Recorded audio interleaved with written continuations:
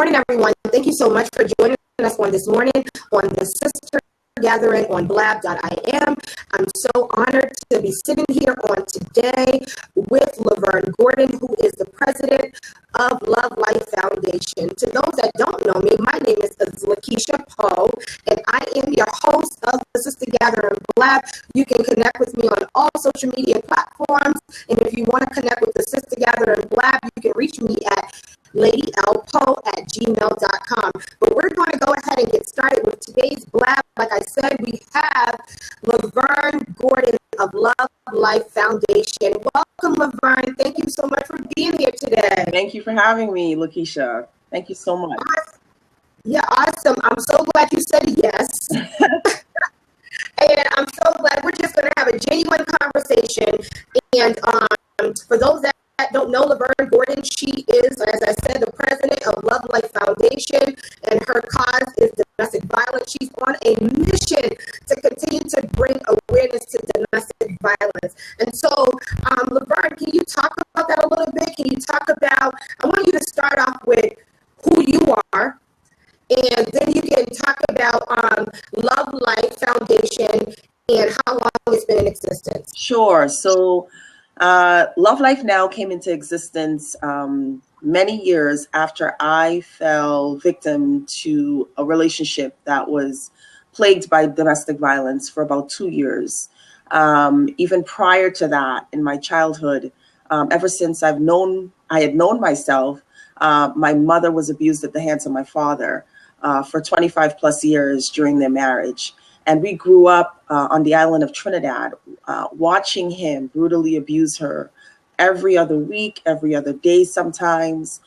It was just our norm. In our neighborhood back in the 80s, which is, again, kind of around when I was in existence. I was born in 77, but in the 80s is when I saw most of the abuse directed towards her. It was commonplace for husbands or spouses to beat their wives. Really? Nobody ever really stepped in. It was looked upon as a husband and wife thing. Wow. Then the abuser would kind of hang out with his male counterparts, and it was just all good. My father was charming. He was articulate. He was educated. And many people respected him in the community. So, when he came home and leashed out blows, not only on her, but my eldest siblings who got the brunt of the child abuse, it was, hey, that's his house, that's his thing. And it was left at that. So again, all these years later, unfortunately, victims of child abuse or people who witness abuse go on to either be the abusee or the abuser. I fell victim to a relationship at the age of right around 18, 19, to a man that I, in all reality, kind of emulated things that my father would emulate. He was charming, he was educated, he was well spoken, and I saw all of that in my father, and decided to date him. Within 3 months of the relationship, he slapped me for the first time, and before you know it, he was saying "I'm sorry" with a bunch of purple roses and tons of messages, and I took him back, and therein started the 2-year span of abuse. And I never looked back up until my breaking point, which is when I decided that I could either die and nobody would know, because I became so isolated outside of my family and friends. I thought, he loved me the way he loved me, and this was it. This was all I knew. I thought it was, okay, this is it, because this is what my mother went through, and this is probably what I deserve. And I stayed. And there were many other factors why I stayed, but the one main reason that I left is because I knew that I could die, and nobody would know. Nobody would know, because I had isolated myself from all my family and friends. So many years later, I ended up taking part in this beauty pageant from some friends of mine, and they said, "Oh, you'll never do it." I said, "I can do this. I can walk in heels on a stage," and I ended up winning the local leg, and I had to go on to LA to represent in the nationals, where I ended up winning as well, and had to take up a platform that resonated with me, and domestic violence awareness was an easy choice. So that's where the passion for this all started. I went the year and, held both titles. And once that was up, I knew in my heart I was not a pageant girl. That life was not for me. There are many other women that do it and do it really well. And I was really grateful for the year that I had, just kind of bringing awareness to the issue. But I wanted to do more with the cause, and more than a few people had said, what you've already started, you can continue with a nonprofit. Why don't you get a nonprofit? So I started investigating that, and within more than a few months, we got our 501c3 title. And I just continued with the operations that I had started prior during the year carrying the titles. So we had, started a bedding drive. That particular year, I had volunteered with Penelope's Place, which is the Brockton domestic violence shelter. And I had asked the director of the shelter at that time, what else can I do? How else can I help besides coming in and volunteering and sitting with the women and the children? And she said, we too often get donations for, clothes and toiletries and shoes. But bedding is something that we run out of at any given time. The victims or the survivors, they take the sheets and the pillows with them, and they go on to another shelter, and we're left with a shortage of sheets and pillows, something that's near and dear to them, they take with them to kind of start over. So we started a bedding drive. I stood on the corner of, I don't know if you know Gallivan, and I think that's Granite Ave. Yeah, Gallivan, and I think that's Gallivan and Granite Ave that leads you to the highway. And I started just flagging down people, giving them flyers, say, hey, we're going to be here next week. Can you drop off a pillow and a sheet? And did that the following week. We got about 30 sheets and pillows, and we gave it back to the shelter. And I said, I want to do more. What else can I do? So I wanted to do a walk. I'm always hearing about these walks that bring awareness to this cause. I'm like, maybe we can ask folks to donate a small fee, and those proceeds can go back to the shelter. So we did just that. And then I think 30 was our magic number or so, because about 30 or so people showed up to this walk. And we walked from the Raymond School on Oak Street to W Field Park and back. The Brockton Police Department was so helpful when I reached out to them. So they guided us along the path, and it was just a great, empowering morning. So after that, I'm like, I want to do more. What else can I do? And I reached out to the local state coalition, Jane Doe, which oversees all the member agencies and shelters here in Massachusetts. And they said, well, what they have is what's called the White Ribbon Campaign. And that campaign asks more men to be vocal on the issue of domestic violence. And I said to myself, well, how come I've never heard of it just within our communities? So I decided to have a community White Ribbon Day, and reached out again to about 30 or so people showed up to the Mattapan Library. And I reached a local shelter, Elizabeth Stone House in Boston, and they came and they spoke about the White Ribbon Campaign and how they utilized it just within that area of the community. And it was just a great day. The men there that day left more knowledgeable about the ways that they can be a voice against domestic violence. And that was it. And so shortly thereafter, I decided to look into the 501c3, and that's where Love Life Now came into play. Okay, and it's been in existence for how many years now? This is our 5th year, although some of our events are now on the 6th leg, because I'm counting the year that we did them when I was doing the pageant. So our 5th year officially, and some events we've done now for 6 years in a row. Okay, that's awesome. And so you gave us the whole package. So awesome. All the things I was going to touch on, but that's great. I know you're so used to doing interviews. I'm so excited to have you. You was on WBZ this morning. Yeah. Local radio TV station. Not even local, I don't think. I think it's beyond local, but you did an awesome job. Thank you. But I want to back to your story for just a little bit. You talked about your mom. Yeah. Being active. I'm not a victim of domestic violence, but I'm a witness to it, which I think also makes me. I'm echo, and the headphones are worse. I don't know how to get rid of this echo. Let me. How to get rid of this echo? Can you hear me? I can hear you. There's a little bit of an echo, but I can hear you. Yeah. Let me just see. That's what happens up here. It sounds wow, like I'm crackling. Okay.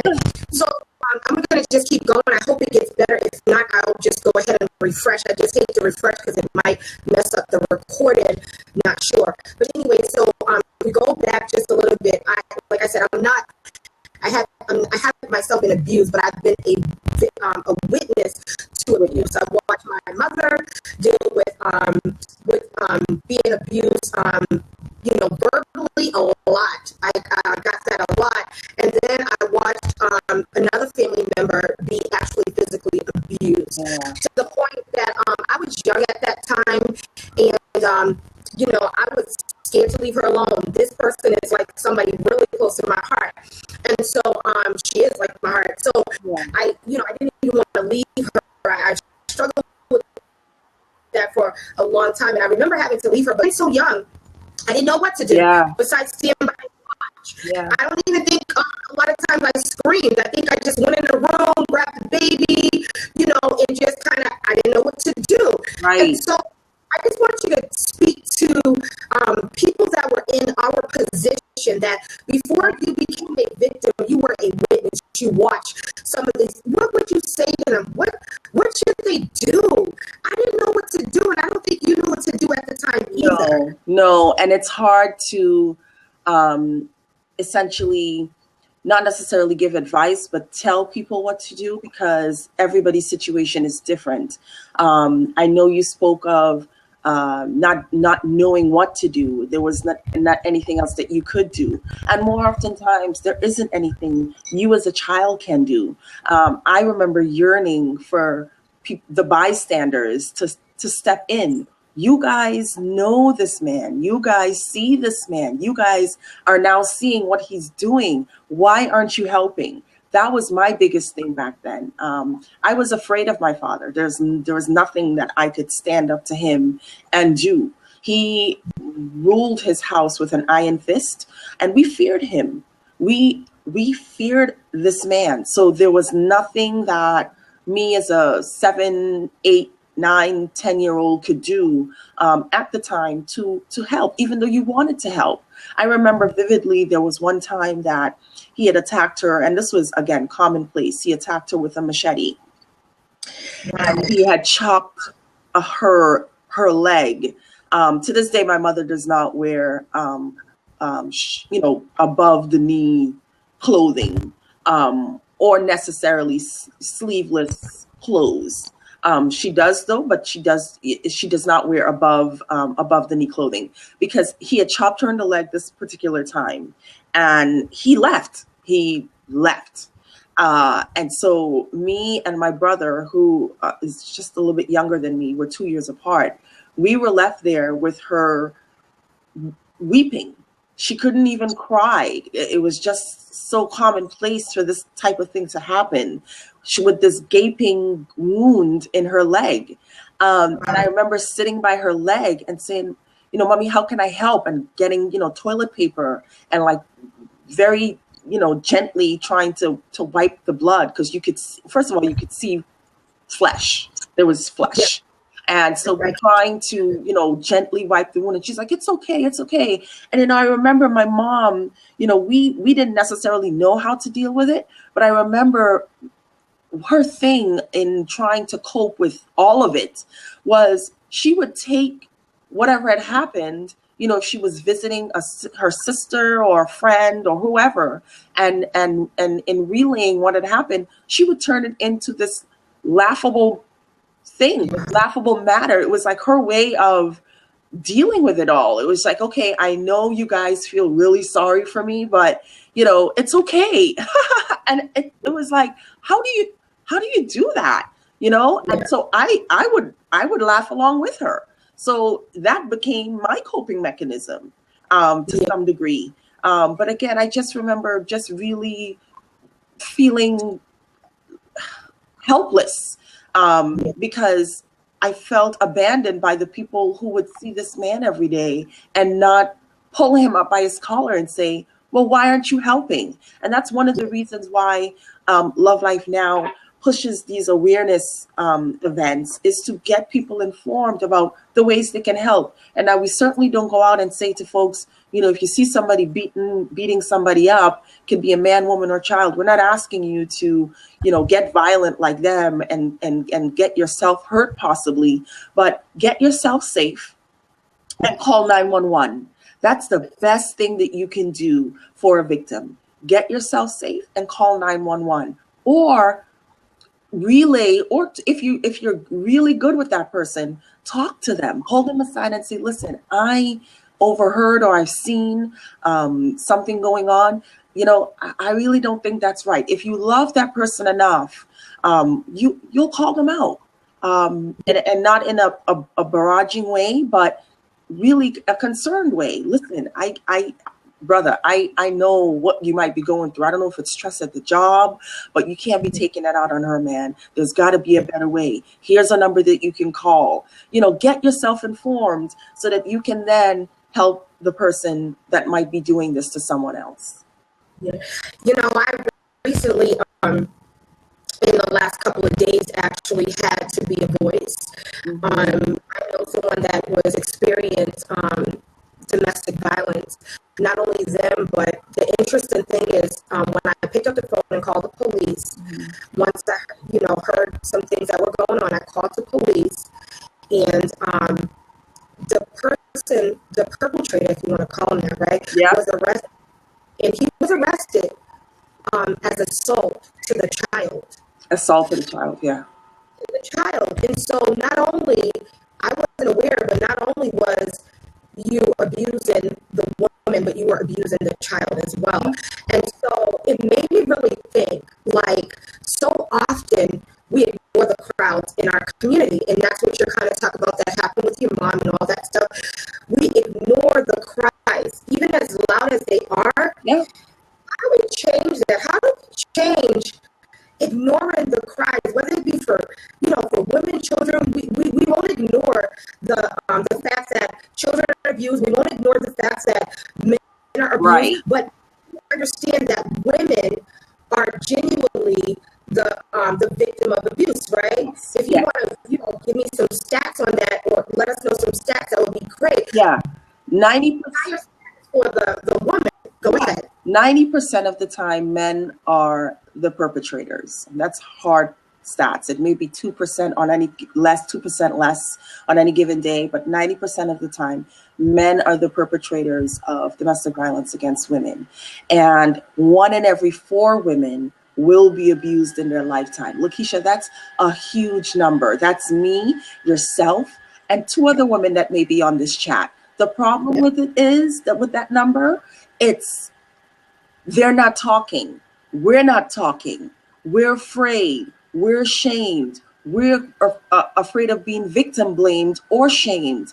And how we change that, this whole ignoring the cries, is helping to change the narrative, helping to help people understand that, hey, it's okay for you to speak up. His power over you is control, and abusers' means of living day to day is having control over their victim. And as long as they have that control, they can continue to do whatever it is they want. So by us or them not speaking out, that just enables them 10 times more. We have to let people know, there are resources available for them to get help.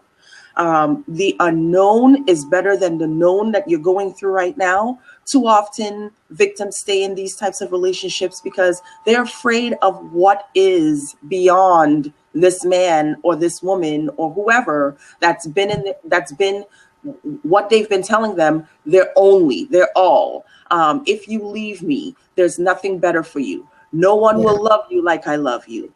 Your family and friends don't want you. I mean, they plug this stuff in daily, day in and day out, making their victims believe, brainwashing them to think, hey, this is it.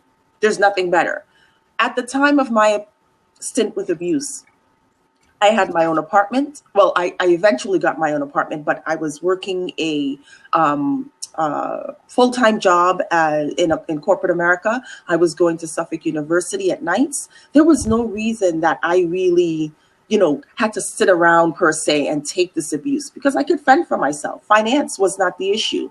But this man continually, daily, I mean, after the first bout of the first slap, and, he apologized, it was, the constant calling and the checking up on me and the what are you wearing? Are you a slut? Who are you trying to impress?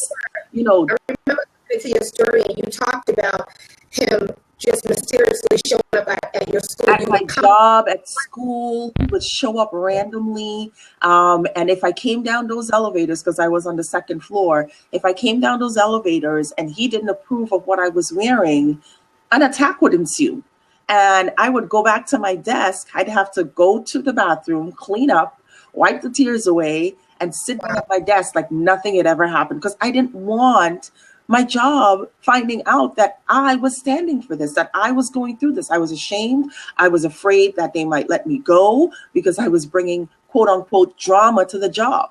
So I kept it all hidden. And years later, they said to me, my boss in particular, I'm very close with her now.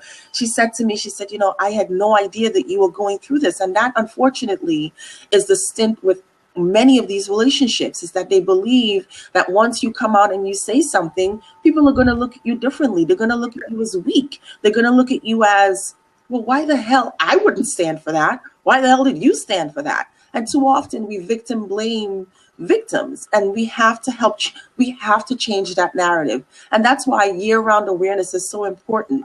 Yeah, we're talking the same issue day in and day out, but guess what? There's somebody that needs to know this isn't right.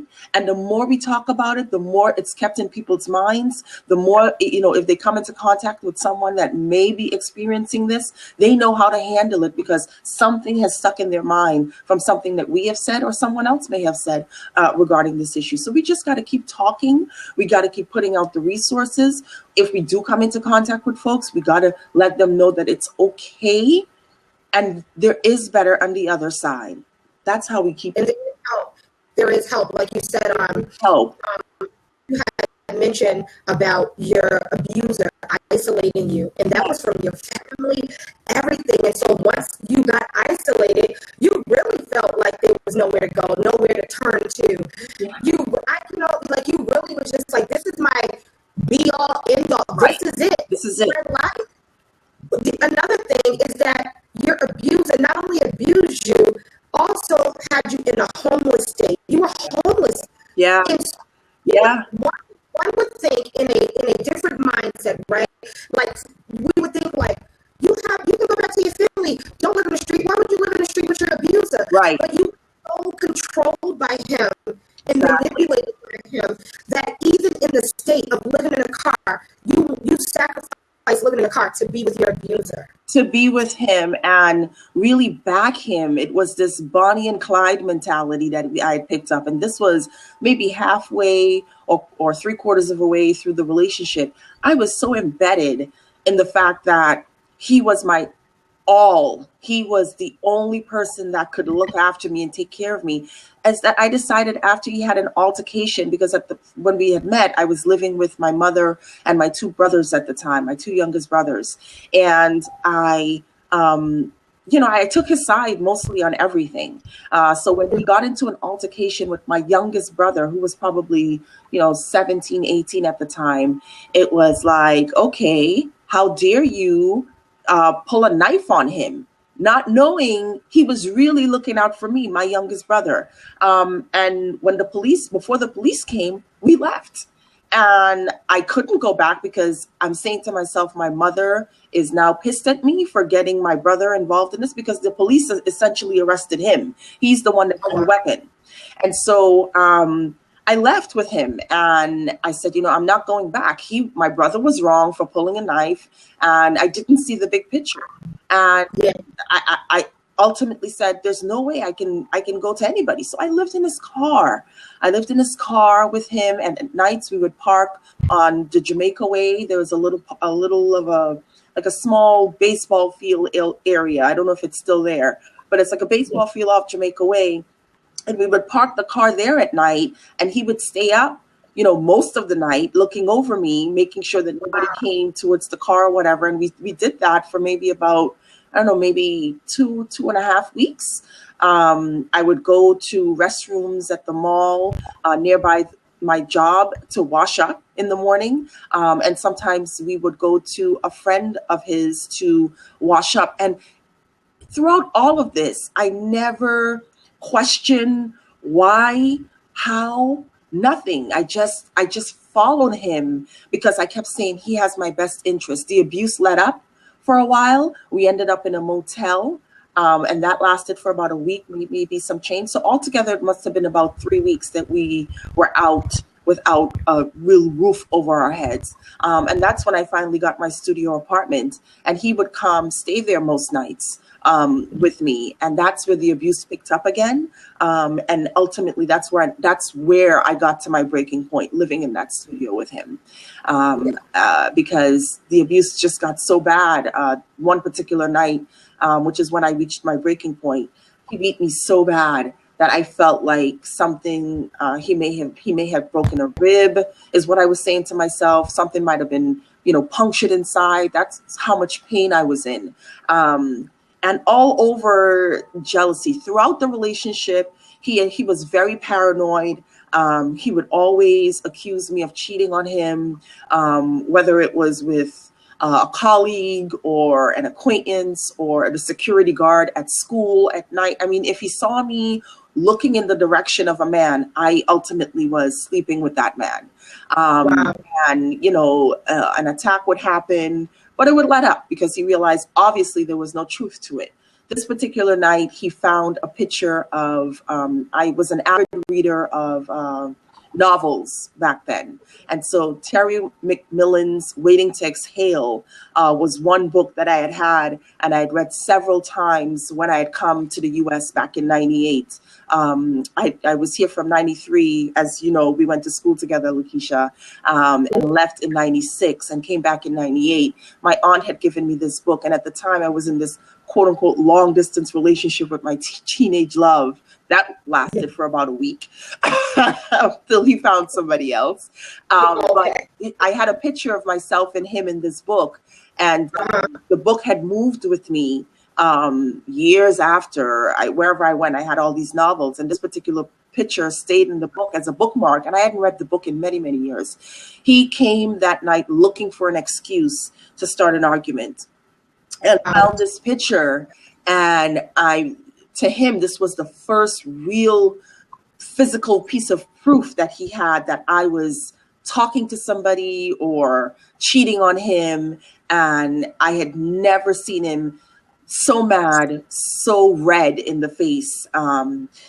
He flew off the handle and went into the kitchen. And now most attacks was, he used his hands. This particular night was the first night he went for a weapon, and I grabbed a knife from the kitchen. And so it started about 9:00 that night, where he held a knife to my throat and said, "I'm going to slash your throat tonight." He said, "Because you've been taking me for a fool." Scared. I was laying there and I said, "I'm going to die tonight, and nobody's going to know. Nobody's going to know that I'm dead in this apartment. First of all, nobody even really knows where I live now. And I can't believe this is the way my life is ending. I can't believe this is it." But he pressed the knife up against my throat, enough to, maybe let me know that he was serious, but he never really punctured any, skin. So he would, use the knife, he would slap me, he would punch me in the ribs, he would, punch me in the upper torso. That kept going with the verbal assaults. I got called every name in the book. He'd lay on top of me, he'd strangle me, he'd stop, he'd verbal assault me again, he'd spit at me. And so this started about 9 o'clock that night and went on till about 2 o'clock the next morning. So it was a night of torture. And then he just fell asleep. He just went to bed. He was tired and he just lay there in my bed and fell asleep. And I lay next to him because it was a studio apartment. And I kept telling myself if I tried to run, he'd kill me. So I lay there next to him after that night of blows. And then about maybe 4 o'clock in the morning is when I felt this really extreme pain. And I said, Lovern, you've got to get to a hospital. You've got to get out of here. And I snuck out of the apartment. I put on my jeans and a shirt and I went downstairs, hobbled downstairs. We had no elevators and I was on the 3rd floor, hobbled downstairs and grabbed a taxi from Ashmont Station and I told the driver to take me to Kearney Hospital. At the light, if you're familiar with Dorchester Ave and Gallivan Boulevard, we were sitting at that light when he realized that I was gone, and he jumped in his car and followed the cab. He must have saw me get in the cab and followed me. And this was just playing out like a Lifetime movie because he pulled up next to the cab and started yelling, "Get out of the cab. I'm going to kill you if you don't get out of the cab." And I'm looking at the driver and I'm saying to him, I said, please, whatever you do, please do not stop this cab. Please, just because we're at the red light, and I want to tear up, not because no, go ahead. Because I just teared up, but thank God for you. Yeah. You take your moment. Don't worry. Take your moment. Because I am sad about the situation, but I know there are people that are in these types of relationships that are going through the same thing and feel like they can't leave with their lives. They can't leave with their children's lives because this abuser is threatening to kill them. And I know there's ways out, and I urge people to try and get out because there are ways. Their control is what they're using to take a hold of you and keep you there. But once you let go, they have no power over you. That particular morning when I told the driver to please just go as soon as the light turns green and don't, open the doors for him because he's going to kill me. Once he saw that I had driven off, the cab drove off, he started drag racing the cab. And once he saw that the cab had turned into Kearney Hospital, he left because this was the first time that I was going to seek help. In his mind, he's like, oh my God, she's going to talk to somebody there. They're going to come after me. And I didn't realize that I was breaking free or letting go or letting him know that this was it. And so I went to Kearney Hospital and, got examined and they ran all sorts of x-rays. And, the doctor ultimately said I had inner contusions, which is bruising of the flesh. And that essentially means that he had punched so hard that he had, the flesh inside had swollen under the areas that he had punched on. And, he had seen this type of attack before. And immediately he said to me, who did this to you? And in that moment, all I could think about was that I still loved him and I didn't want him to get in trouble. And it might seem sick to some people. It might seem stupid, but his control was still over me. And all I'm saying is that, I want to get help, but not in that way yet. Like, I don't want people to know. I felt like if I had told the doctor, then my mom would find out, then my brothers would find out, then the job would find out. And it was just all too much all at once. So I said to the doctor, I said, I fell and I really slipped hard in the shower. And he said, listen, there is help. I can get you help. All you have to do is say the word. And then when he said help, I'm still thinking to myself, does he want me to end up in a shelter? I'm not going to a shelter. So now my pride is kicking in. Now I'm like, okay, there's no way I'm going to end up in a room with beds with a bunch of women who I don't know. I'm not going to leave what I know to go to the unknown. I froze and I kept up with the I fell in the shower and I'm okay.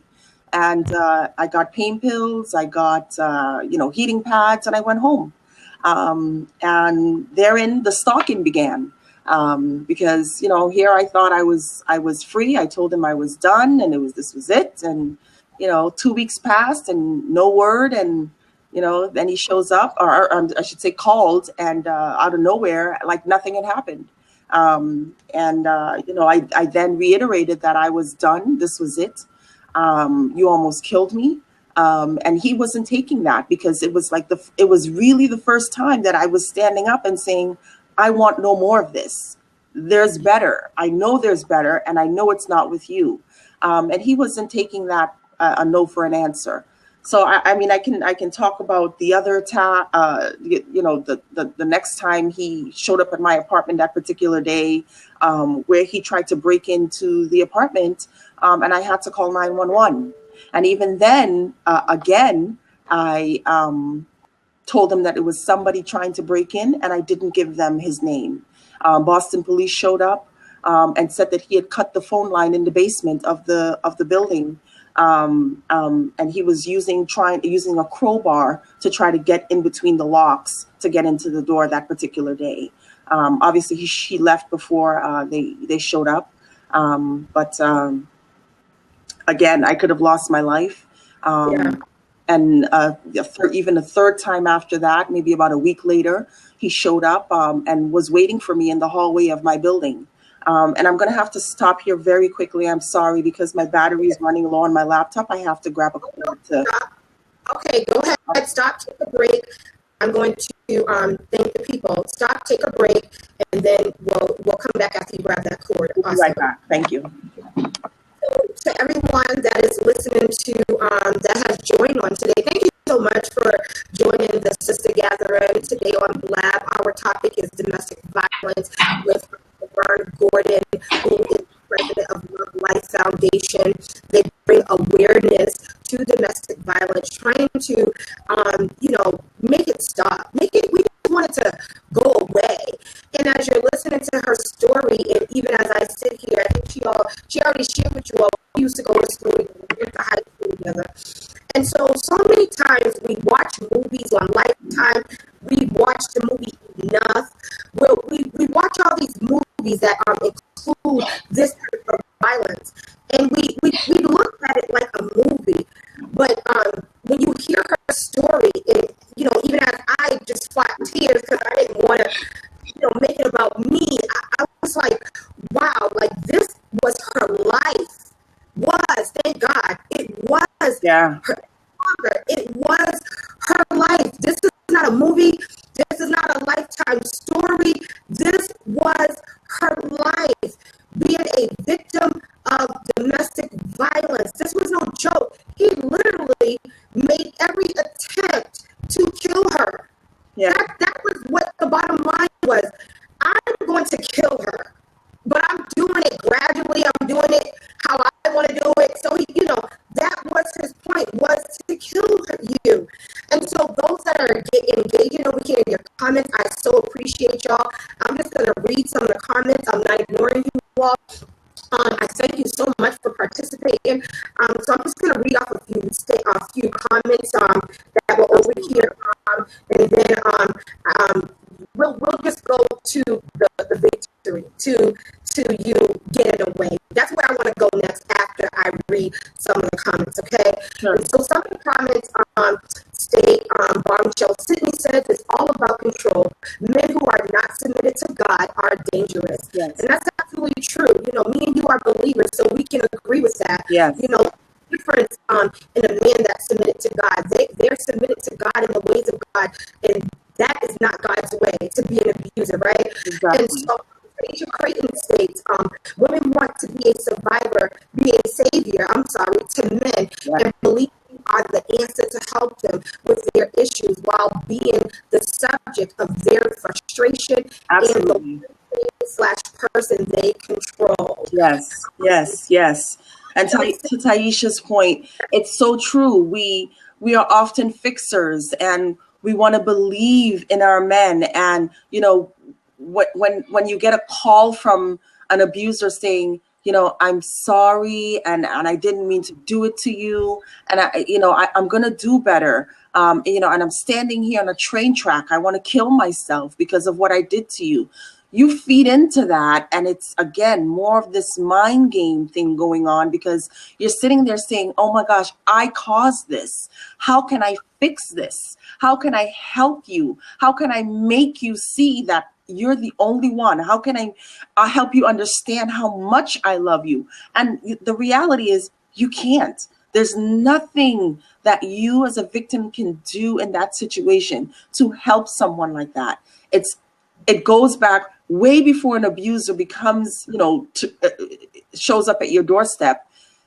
There's a mental thing going on. Abuse, domestic violence is a learned behavior. So way before you showed up, he did this to someone else. He saw it being done to someone else, or it was done to him.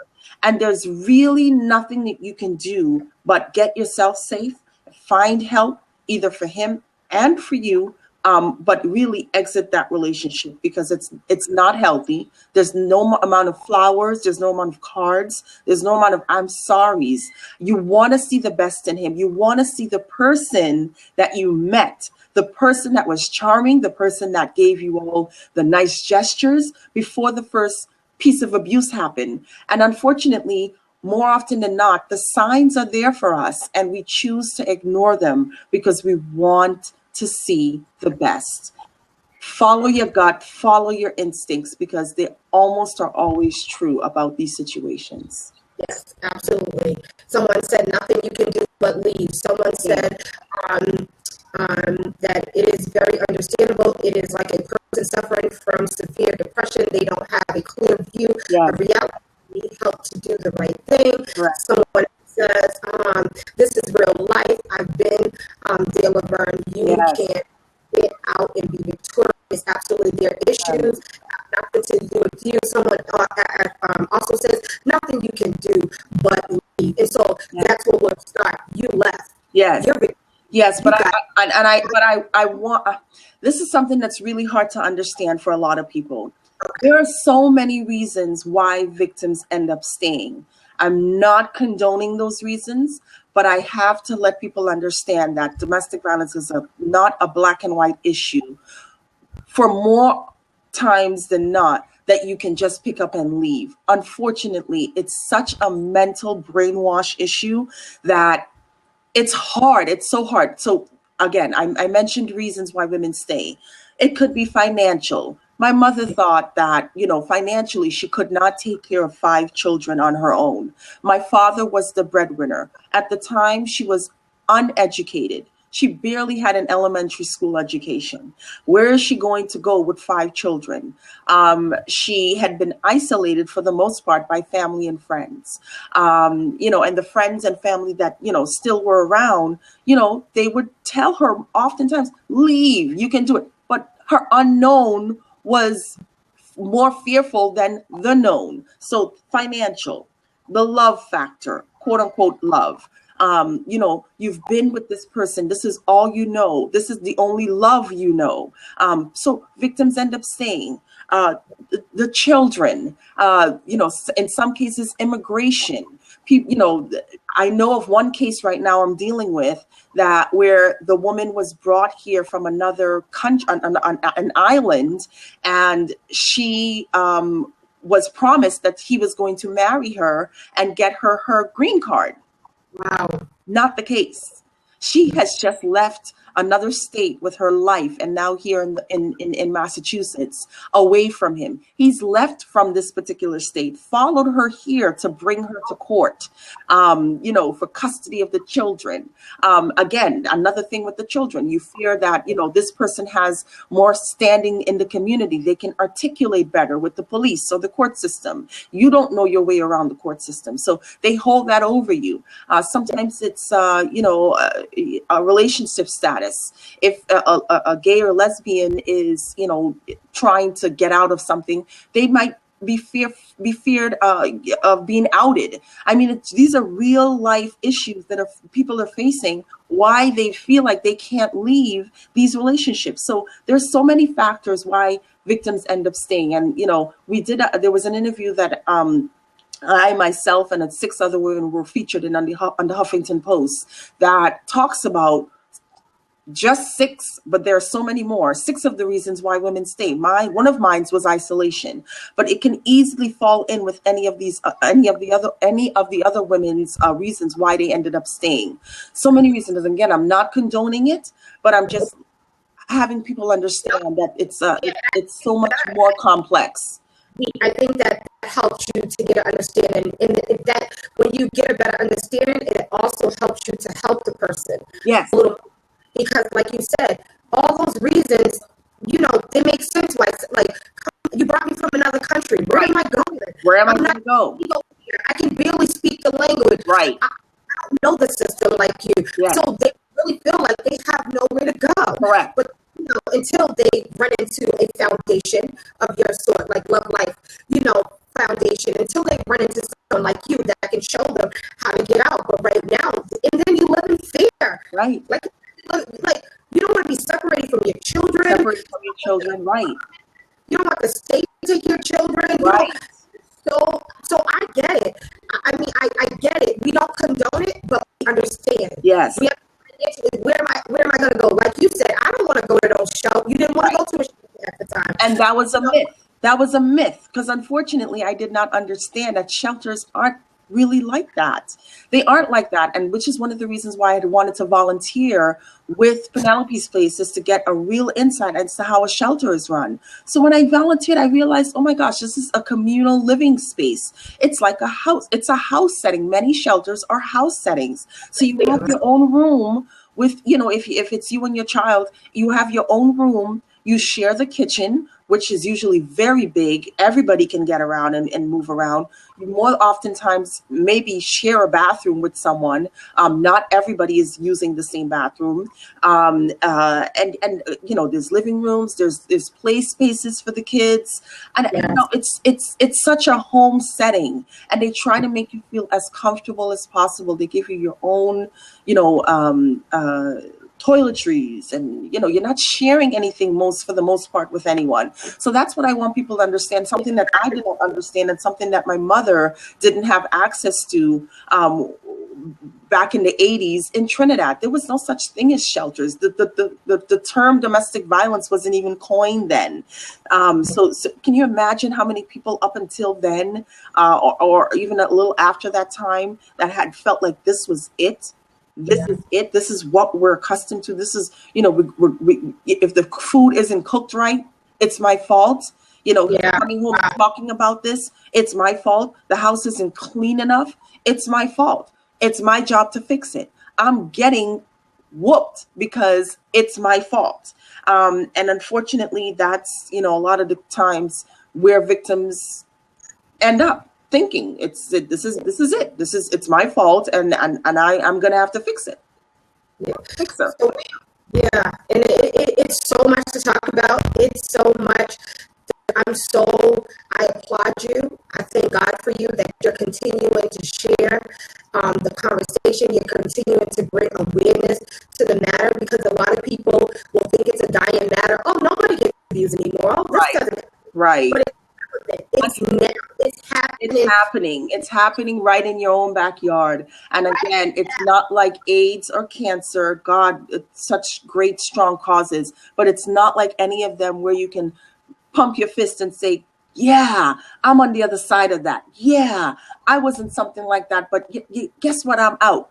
Nobody is talking. And if you are talking, it's not like, again, a fist pump, like I did. Yeah. For the most part. Yeah, we have our circle where we're saying, yes, it's damn well okay that we got on the other side of it. But the majority, they're ashamed. And we have to keep talking to let people know that it's not a shameful thing. There are other people like you and me that have gone through this or are going through this and can help get you through to the other side. So, that's one of my driving passions every day is in doing this. And one of the things that we try to do is wherever we end up is to show folks in the States and, just recently abroad in Trinidad, is to show folks that that it is happening in your community, number one. And there is help in your community. So we try to showcase a shelter wherever we go, to let people know that there is help, because, you hear about help. Well, where is it? I've never heard of, Penelope's Place prior to volunteering there. I'd never heard of a Family and Community Resources. Two of these great agencies and shelters are right here in Brockton. And people don't know about it. I'd never heard of Elizabeth Stonehouse in Jamaica Plain. I'd never heard of Casa Myrna, who runs the statewide domestic violence agency here in Massachusetts, and a hotline called SafeLink. I'd never heard of any of these things. So we have to keep plugging and showing people that this stuff exists. Absolutely. Absolutely. Thank you so much for sharing your story. We are almost to our hour, and I don't want to keep you beyond that. You've been great. Thank you. And I thank you so much. I want to make sure that you get a chance to talk about your upcoming events. And so we talked a little bit about Healathon, which is awesome. I need to wear sneakers, but I need to get this year. Sorry. Issue. I can't wear heels, and his story is just amazing. It's just like I said. It's like you watch these movies and you're like, but to hear you just talk about it, I'm so proud of you. I'm so thankful to God that you survived. I'm just so happy for you. And so I don't want to end without you being able to talk about these things. We talked about your story. We thank God you survived. You want to learn more about her story, you can go to lovelifefoundation.com, right? Lovelifenow.org. Lovelifenow.org. Yep. I'll drop it in there to learn more. Sorry, I'm so used to saying .com. We talked a little bit about the vetting drive. Yep. You are busy. Let's talk. You got a magazine. Yeah. Subscribe to that. Do we go to your website to subscribe to the magazine as well? Correct. Lovelifenow.org and the magazine. And you can subscribe right on that page. Yes. Okay. And you have the White Ribbon Gala coming up. Right. And Ribbon Day. So yes. Let's talk about that. Sure. So the White Ribbon Night Gala is coming up this Friday. And that event was started on the heels of the White Ribbon Community Day that we did, as I mentioned, where 30 or so odd men showed up and took the pledge. And it's mirrored behind the White Ribbon Campaign. And the White Ribbon Campaign is a worldwide, not just nationwide, but worldwide campaign that asks more men to be vocal on the issue of domestic violence. And I love this campaign because it's something that I had yearned for as a child, hoping that the men in our community and our neighbors would stand up and really pull my father aside and talk to him. That's what this campaign is about, is asking more men to talk to their counterparts about abuse, the ways that they can help and the ways that they can stop it. And so the White Ribbon Campaign is culminated here in Massachusetts the first Thursday of every March. That's at the State House. The governor usually, gives a rousing speech. Jane Doe, it's headed by Jane Doe, the coalition here in Massachusetts. And then so the gala that we have is mirrored behind that campaign. It's called the White Ribbon Night Gala. And it's a night that we get dressed up, usually the last Friday in February, just before the statewide White Ribbon Campaign, so that it's fresh in people's minds. It's a night that we get all fancy and we ask men to come out, not just men and women, but men to come out to hear more about the ways that they can be part of the solution and ending violence against women. We have a lineup, which is what makes this event unique, is that we have a lineup of men talking to the men in the room.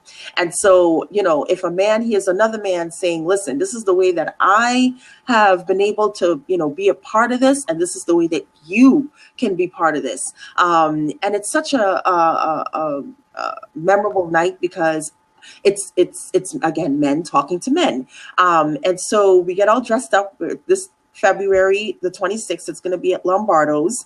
And we always, all of our events always benefit a shelter that we help to bring awareness to, because we have we have a representative from each shelter there that night. And this year it's going to be South Shore Women's Resource Center.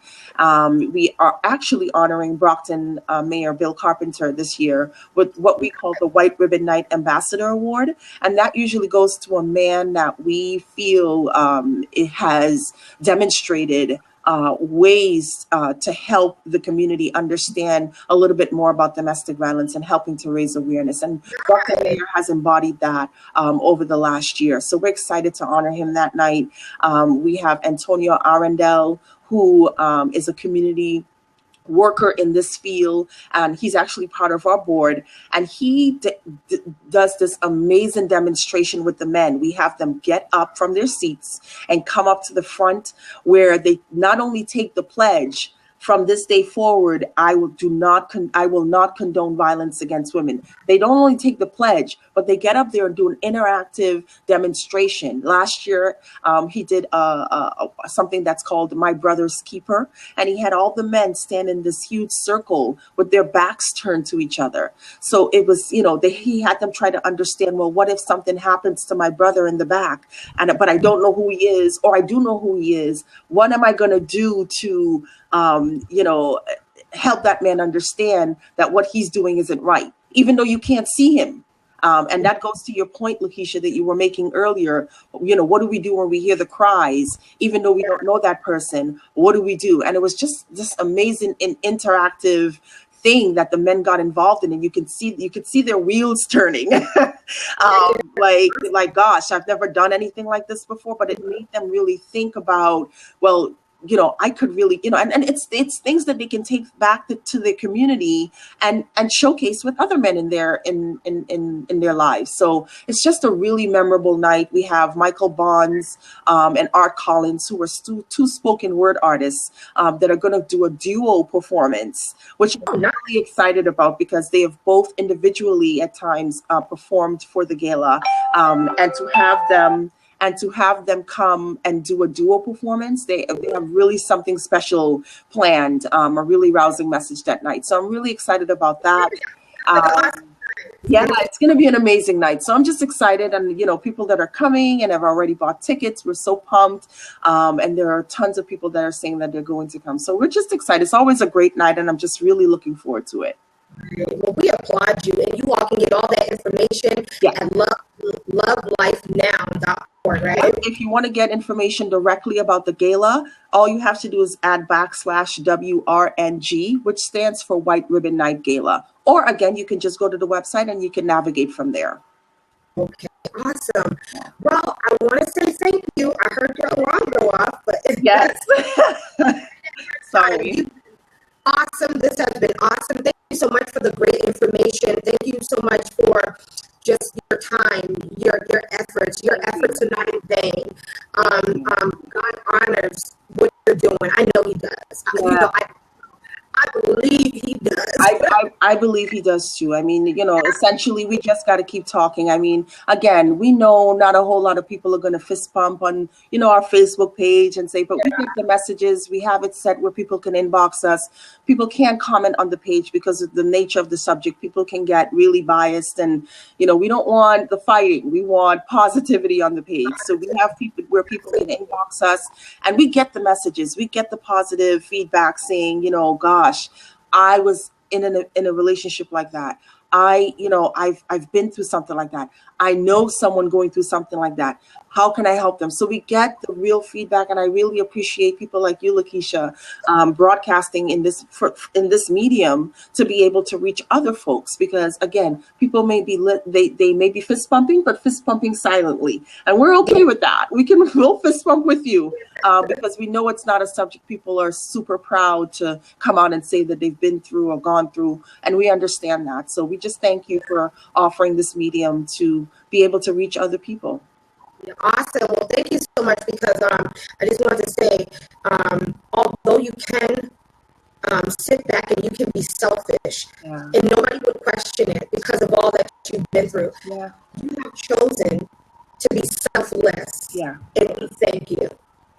I thank you. So we're going to end right there today, and enjoy your day. And I want to thank everyone that participated. Thank you, guys. Yeah, everyone that participated over here and stayed engaged in the comment section, those that came, those that went. But we thank you so much for joining us today on the Sister Gathering. Sister Gathering, I can't even talk. I must admit, my emotions, I'm not Oprah, right? So, but Oprah cried in some interviews. So I'm a little like, when I get off. Yeah. But, it takes you there. It takes you because I have a heart for people, and I have a heart for you, definitely. And so thank you to everyone that engaged, everyone that came. Thank you to those that will continue to share and broadcast this message. Yeah. This has been another Sister Gathering. Look out for many more. You all have an amazing day. In Lovern, once again, I thank you and I applaud you. Thank you, sister. And keep going and be encouraged. You need me? I'm here. You got it. Thank you. All right. Thank you. God bless you. We can sign off now. God bless you. God bless you. Bye. Well, this has been another episode of the Sister Gathering here on blab.im. Thank you so much to those that joined on today with our powerful conversation in regards to domestic violence with Lovern Gordon, president of Love Life Now Foundation. If you want more information, you can go to her website, lovelifenow.org, and obtain more information so you can get help for yourself or for someone that you may know that may be experiencing domestic violence in some way. Please know that there is help for you. There is help for you. You do not have to suffer in silence, and you don't have to suffer alone. There is a way out. You all have a wonderful day. Be blessed. Be encouraged. Signing off, Lakeisha Poe.